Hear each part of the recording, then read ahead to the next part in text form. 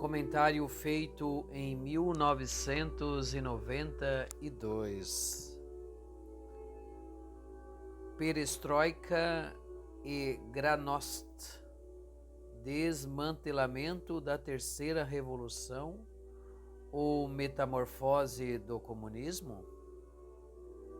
No caso do ano de 1989, aos supremos dirigentes do comunismo internacional, pareceu afinal chegado o momento de lançar uma imensa cartada política, a maior da história do comunismo.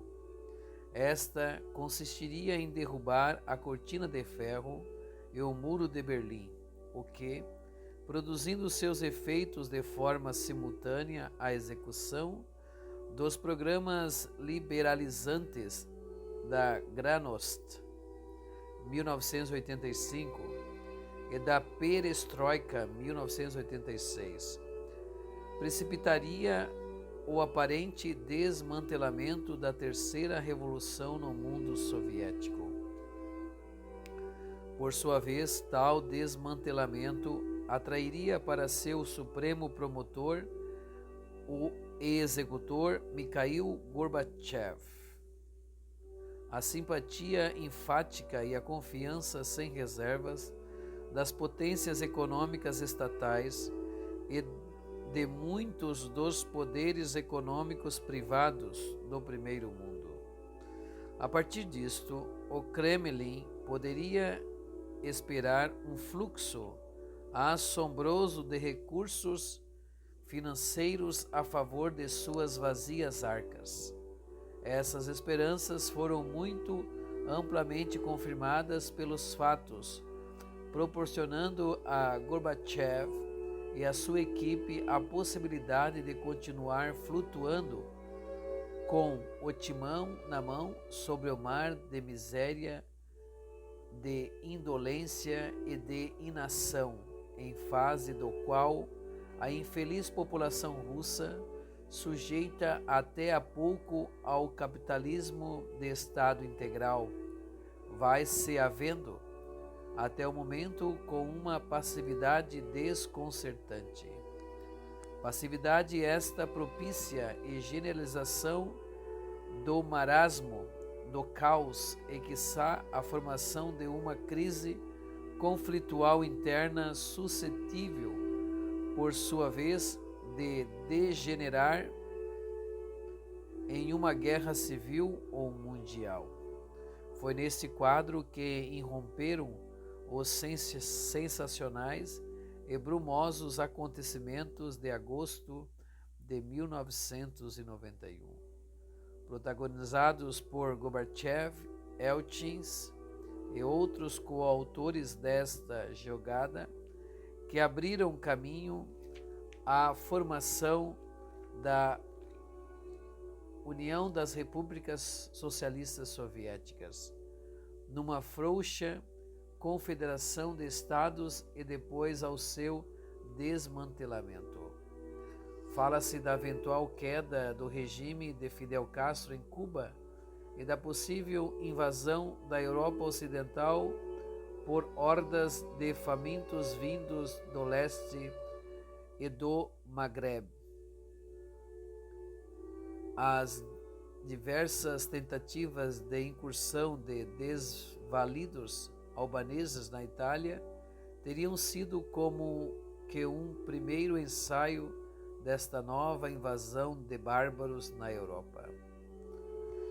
Não falta quem na Península Ibérica, como em outros países da Europa, veja estas hipóteses em um comum panorama com a ação de presença de multidões de maometanos despreocupadamente admitidos em anos anteriores em vários pontos desse continente, e com os projetos de construção de uma ponte sobre o Estreito de Gibraltar, ligando o norte da África ao território espanhol, o que favorecia, por sua vez, mais outras invasões muçulmanas na Europa.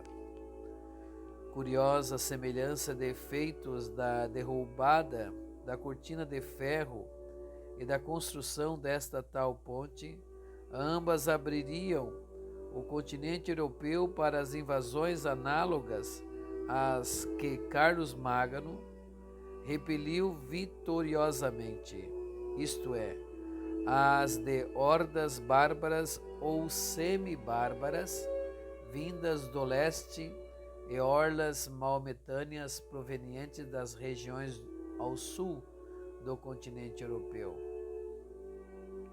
Dir-se-ia quase que o quadro pré-medieval se recompõe, mas algo falta. É o ardor da fé primaveril nas populações católicas, chamadas a fazer frente simultaneamente a estes dois impactos. Mas, sobretudo, falta alguém onde encontrar hoje em dia um homem com o estofo de Carlos Magno? Se imaginarmos o desenvolvimento das hipóteses acima enunciadas, cujo principal cenário seria o Ocidente, sem dúvida nos assombrarão a magnitude e a dramaticidade das consequências que as mesmas trairiam consigo. Entretanto, esta visão de conjunto nem de longe abarca a totalidade dos efeitos que vozes autorizadas, procedentes de círculos intelectuais, sensivelmente opostos entre si, e de imparciais órgãos de comunicação, nos anunciam nestes dias. Por exemplo, a crescente oposição entre países consumidores e países pobres, ou em outros termos, entre nações ricas industrializadas e outras que são meras produtoras de matérias-primas.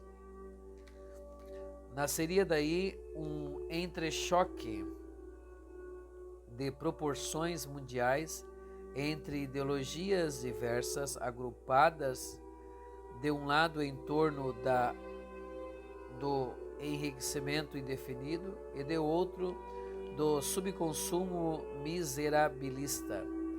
À vista desse eventual entrechoque, é impossível não recordar a luta de classes preconizada por Marx. E daí surge naturalmente uma pergunta: será essa luta em projeção em termos mundiais de um embate análogo ao que Marx concebeu, sobretudo como um fenômeno socioeconômico dentro das nações, conflito este no qual participaria cada uma destas com características próprias? Nessa hipótese, a luta entre o primeiro mundo e o terceiro passará a servir de camuflagem mediante a qual o marxismo, envergonhado de seu catastrófico fracasso socioeconômico e metamorfoseado, traria de obter com renovadas possibilidades de êxito a vitória final, vitória essa que até o momento escapou das mãos de Gorbachev, o qual, embora certamente não seja o doutor, é pelo menos uma mescla de bardo e de prestidigitador da perestroika. Da perestroika, sim, da qual não é possível duvidar que seja um requinte do comunismo, pois o confessa seu próprio autor no ensaio propagandístico Perestroika, novas ideias para o meu país e o mundo. A finalidade desta reforma é garantir a transição de um sistema de direção excessivamente centralizado e dependente de ordens superiores para um sistema democrático baseado na combinação de centralismo democrático e autogestão. Autogestão esta que, demais a mais, era o objetivo supremo do Estado soviético. Segundo estabelecia a própria Constituição da ex-República Soviética, em seu preâmbulo.